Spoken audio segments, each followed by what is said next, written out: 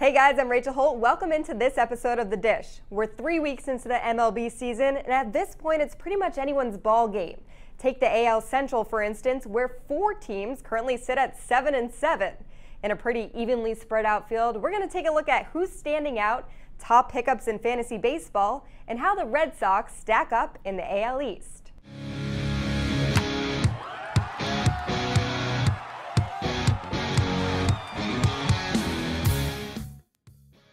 And now we're joined by Ricky Doyle to talk about some early season storylines. And Ricky, earlier this week, Pirates outfielder Starling Marte was suspended 80 games for violating Major League Baseball's performance-enhancing drug policy. First off, what do you make of the suspension, and what does this mean for the Pirates? Yeah, anytime somebody, a notable player gets pinched for performance-enhancing drugs, you immediately have to think, well, okay, how much of their performance was impacted by the PEDs? Is this a guy that is a legit player, if he, is a notable player, like I said, or was his stock really boosted by the whatever he had put in his body?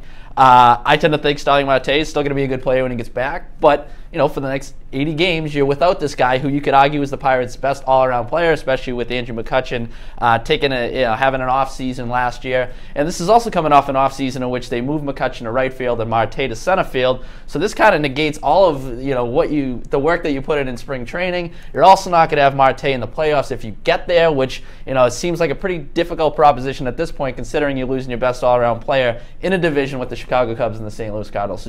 On the other side of that, Eric Thames of the Milwaukee Brewers is easily the best story in all of baseball right now. This is a guy who wasn't wanted by the MLB. He went and played in Asia for 3 years, and now he's back looking better than ever. Yeah. He tops the MLB with 7 home runs so far this season. So in your opinion, can he keep this up? Yeah, this is a fascinating story. This guy just completely reinvented himself, really. And he did say that going over and playing in Korea kind of helped them learn with pitch recognition. He had to deal with a lot more breaking balls. Guys don't have the velocity over there that they have in the States, but being able to pick up these breaking pitches a lot better has helped them, obviously, as we've seen so far. Whether it's sustainable, I don't know, but I just think it's interesting to see, especially since, it's interesting to see what kind of precedent this might set too. If teams start thinking outside the box and look to, former major leaguers who perhaps reinvent themselves in other areas of the planet. So it's crazy to watch. It's fun to watch, and the Brewers have been sneaky good so far. So we'll see what happens. It's obviously very early on in the season, but are there any other storylines that are sticking out to you at this point? It's a little concerning what the Toronto Blue Jays have done thus far, just how pronounced their struggles have been. The AL East is kind of it's difficult to gauge in the early going on a year-to-year basis, but they've struggled immensely right out of the gate. So just to see that's kind of, I don't know, it's surprising, I guess, but I'm also looking in the National League at the Washington Nationals and how good they have the potential to be. We knew they had, they were kind of the cream of the crop in the East, but I just think that right now they look like a team that could potentially contend with the likes of the Chicago Cubs in the National League because their offense has been probably the best in baseball. Their rotation looks pretty legit. Bryce Harper looks like his 2015 self, which is a pretty scary proposition for the rest of the National League. So Washington Nationals, look out for them. They're going to make some serious noise. Okay, well, 3 weeks in, many more weeks to go. Yep. If you're playing fantasy baseball, Darren Hartwell has more with Fantasyland top waiver wire pickups, so make sure you stay tuned. Welcome back to Fantasyland. I'm Darren Hartwell, and today we're going to help you guys out a little bit by highlighting 3 players owned in less than 50% of Yahoo leagues who you should consider scooping up. First up is former Red Sox great Travis Shaw, who's owned in 46% of Yahoo leagues. The average isn't great for Shaw, but he does have 3 homers in his last 4 games, and he should be a decent source of power now that he's playing every day for the Brewers. He also has first and third base eligibility. Next on the list is Braves second baseman Brandon Phillips, who's 38% owned in Yahoo leagues. Phillips is no spring chicken at 35 years old, but he's still bringing it in his first season with the Braves with a .315 average and 4 steals through Wednesday. He's a solid bet to give you decent production at a shallow position, so he's definitely worth adding. Last up, I'm rolling the dice on Cardinals reliever Trevor Rosenthal, who's 29% owned in Yahoo leagues. Rosenthal throws some serious gas, and he picked up a save Wednesday night while striking out 2 and hitting 101 on the radar gun. Seung-Hwan Oh still is the closer in St. Louis, but he's really been struggling, and Rosenthal figures to be the next guy in line. So he's not the worst guy to stash on your roster in case the Cardinals shake things up in the 9th inning. Alright, that's all the advice we can give today. I'm Darren Hartwell, signing off from Fantasyland. And now we're joined by Sam Galanis for a look at the AL East and the Boston Red Sox. And Sam, early on, the Red Sox haven't hit for much power. This is just magnified by the fact that Big Papi isn't there anymore. So is this something that we should be concerned about, or should we all just take a deep breath and relax? I don't think it's something we have to be concerned about right now in the third week of April, but in the big picture, it is concerning how few home runs they're hitting right now. There are a few factors that go into that. The Red Sox best hitters started off with the flu this season. They've been in Boston, they've been in Detroit, so cold weather, that makes it harder to hit for power. I think by maybe mid-May, if we're still seeing the same thing, that's when the Red Sox can start to panic. Okay, over on the mound, Chris Sale, the biggest offseason acquisition for the Sox. What do you make of him so far and what we've seen of him? I mean, Chris Sale has been as advertised for the Red Sox. I don't think that there was anyone expecting any different from him, just because he has been the most consistent pitcher in the AL. He doesn't have a Cy Young, but that's just because other pitchers have done more incredible things in the same season as him. But he has been consistently better than every other pitcher in the AL. So far, so good. What do you make of the rest of Boston's pitching staff? Will they find their stride? It's tough to say with someone like Steven Wright, who's a knuckleballer, or for Eduardo Rodriguez, who doesn't have the most MLB experience. But for guys like Rick Porcello, for guys that throw harder, it does take them a little bit longer to go into the season usually. It might be a concern with David Price when he comes back, because if he's coming back late May, it might take him to mid-June to really settle in. So we'll see for those. Okay, well, I know we're still young in the season. It's only been 3 weeks, but for you, what is the biggest surprise so far in the AL East? I think it has to be the Toronto Blue Jays right now. They're just not good, and they're better than that on paper. So things could look up for them eventually. It's still, obviously, like you said, it's still April, but it's surprising that they're very low in the standings right now.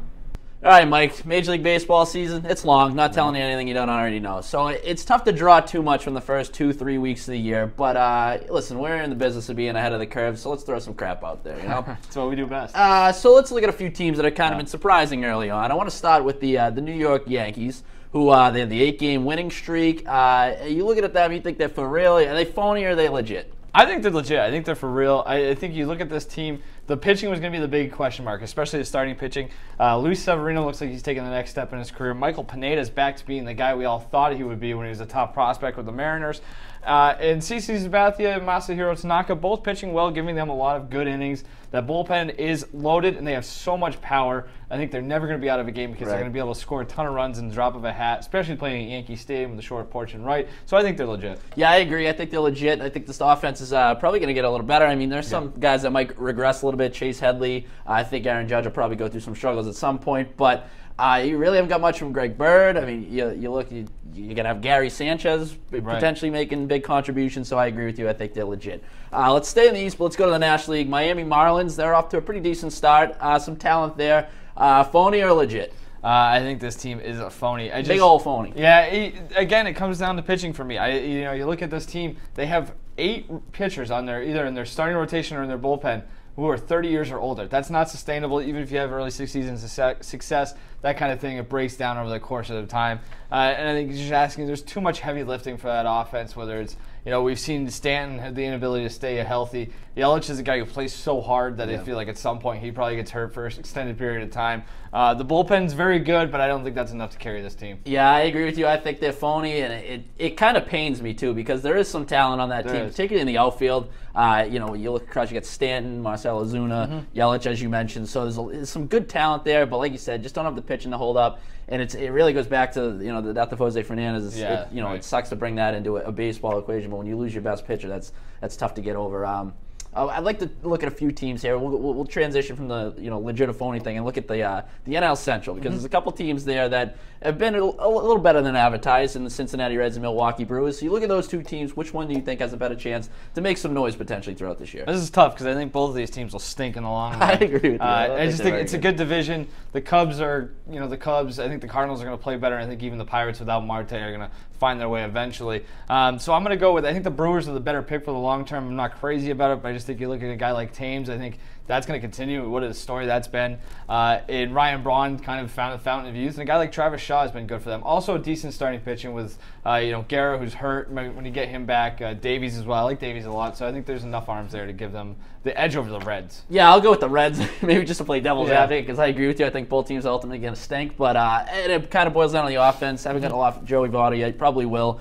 It could do some things with some speed. Jose Peraza and Billy Hamilton, mixing it up a little bit on the bases. So it boils down. I just think they have more offensive depth, but ultimately, like I said, see you later.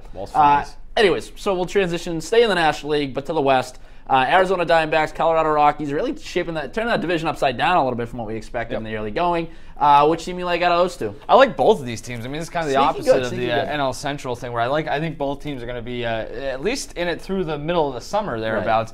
I really like what the Rockies have done. They lead the league at least through the first couple of weeks in inducing ground balls, so I think it's huge when you play at Coors Field. But I'm going to take I'm taking the Diamondbacks here. I just think too many injuries, too many question marks in that Rockies rotation. They've been good. They've I think exceeded expectations. But I look at that John Gray injury. That's huge. I think they're in the top 5 in terms of bullpen usage through the first couple of weeks as well. That bullpen's been really good, but you wonder if maybe they wear them out, especially with the starting pitching issues. But I like both of these teams. I think they both hang around at least till the All-Star break. These teams are going to be a pain in the neck to play against. They have that feel to them. I agree with you, though. I like the Diamondbacks a little bit more, and it stems from that rotation. I think there's just more upside there when you have a proven guy like Zach Greinke, somebody you could turn it on a little bit. Shelby Miller's pitched a lot better. They've got a very good rotation. Yeah, at least with high ceilings. There's some good upside in that rotation, so I'm going to bank on that. It doesn't hurt, too, when you have one of the best players in baseball in Paul Goldschmidt, and you have A.J. Pollock and some talent in that offense. So I'm with you. I like the D-backs a lot. I like them to maybe stay competitive throughout the entire season. So we'll see. Although it's that division. It's a good division. Very good division. And now we're joined by Darren Hartwell with a look at some Fantasyland studs or duds. And I want to preface this by saying all of these guys are currently studs. We just want to make sure that they don't turn into duds on our fantasy teams. So first off, Eric Thames, perhaps the biggest stud on the list. Is he going to stay that way, or is he going to turn into a dud? Well, right now he's on pace to hit about 162 home runs. I don't think, obviously that power is going to dip a little bit. But the good news is that he's hitting for average. He's batting over 400 right now. Strikeout numbers are low, only 2 in his last 7 games. So, I think, he's going to kind of keep that pace. Fans in Korea would tell you that this guy's the real deal. I think he's kind of in that career resurgence. Okay, Jason Vargas, Studley or Dudley? I am saying Dudley for him. We're going to make that word up. As one says. Look, he's been one of the best pitchers in baseball this season, 3-0. But I just think that he hasn't faced great competition his last 2 starts against the A's and the Giants. And you kind of look at the track record a little bit. This guy is a 4.11 career ERA. Not really known for being that dominant guy. I mean, he could have a fine season, but to expect, this kind of dominant stretch, I'm selling a little bit. Okay, let's continue. Luis Severino, stud or dud? I'm going back the other way. I think Severino is going to finally put it all together this year. This is a guy who's been high on the Yankees prospect list for a while now. Last 2 starts, 21 strikeouts. That's pretty impressive over just 15 innings. So I think he's got great stuff. He's really kind of a dynamic pitcher. The issues have been with control. Only one walk in his last 2 outings. So there you go. I think he's going to keep it rolling. Okay, one more for you. Mitch Haniger, stud or dud? Well, we got 2 and 1 right now, so I got to balance it out. I think he's going to be a dud. He still could have a fine season. I just don't think he's going to keep that same pace. He's batting over 300 right now. He's still a rookie. I think that average is going to regress a little bit. 17 strikeouts in 16 games. You don't really want to see that. Young hitters kind of go through the aches and pains or growing pains, I should say, during a regular season. So full regular season, those numbers kind of plateau a little bit, I'd say. Okay, well, if your fantasy baseball team is doing poorly, you can blame this guy right here. Or if it's doing well, you can just take the credit for yourself. Thanks for tuning into this episode of The Dish. We'll see you next time.